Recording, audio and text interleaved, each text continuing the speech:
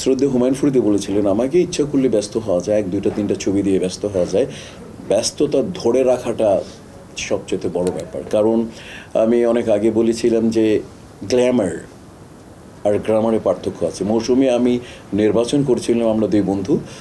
মৌসুমী অনেক বড় স্টার, আমি বলছিলাম মৌসুম হচ্ছে গ্ল্যামার আর মিশা সওদাগর হচ্ছে গ্রামার।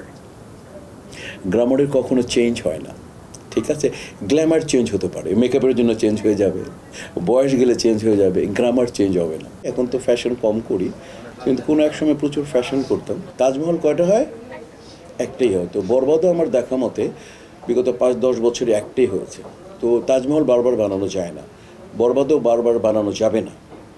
এক, দ্বিতীয় কথা হচ্ছে যে বাস এক্সপেকটেশন রাখি আমরা, যে আমরা যেগুলো তৈরি হচ্ছে এগুলো যাতে বরবাদকে ছাড়িয়ে যায়। কারণ রেকর্ড হয় রেকর্ড ভাঙার জন্য।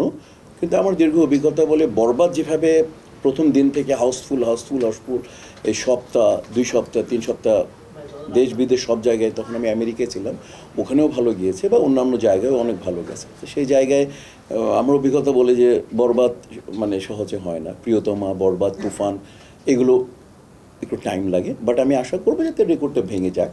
আপনারাও আশা করবেন যেটা যেই ছবি হচ্ছে ছোট বড় মাঝারি, সেই ছবিগুলো যাতে আমরা ইনশাআল্লাহ রেকর্ড ভেঙে নতুন রেকর্ড করতে পারি। আমার 6টা ছবি রিলিজ হয়েছে, তোমরা ইতিহাস ঘেটে দেখো, 6টা ছবি, 6টা সুপার ডুপার হিট। এবং সেটা হচ্ছে নায়ক ছিল 4 জন, আমি একা ভিলেন ছিলাম। আমার 6টা ছবিও রিলিজ গিয়েছে।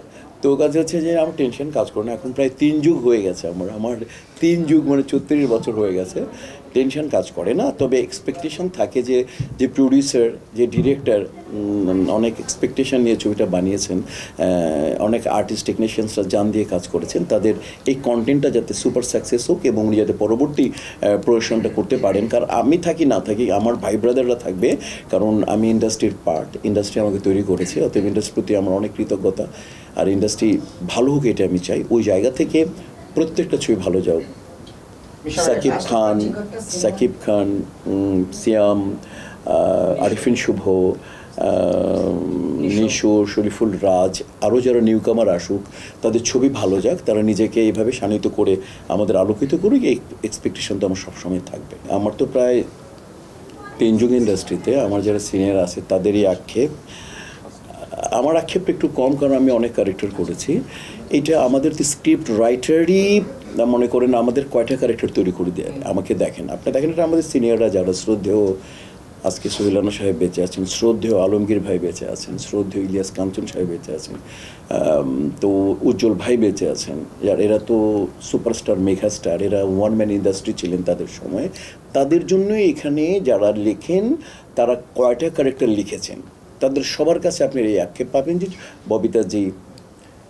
ববিতাজি তো ছেড়েই দিয়েছেন যে ক্যারেক্টার পছন্দ হয় না। কাজেই এই যে স্ক্রিপ্ট রাইটিং পেশাটাই তো আমাদের ঠিক মতো নেই বাংলাদেশে। আমি যদি আপনাদেরকে জিজ্ঞেস করি, আপনার এই যে ফুল কমার্শিয়াল ছবির তিনটা পারফেক্ট স্ক্রিপ্ট রাইটারের নাম বলেন, আপনি কি আমাকে দিতে পারবেন?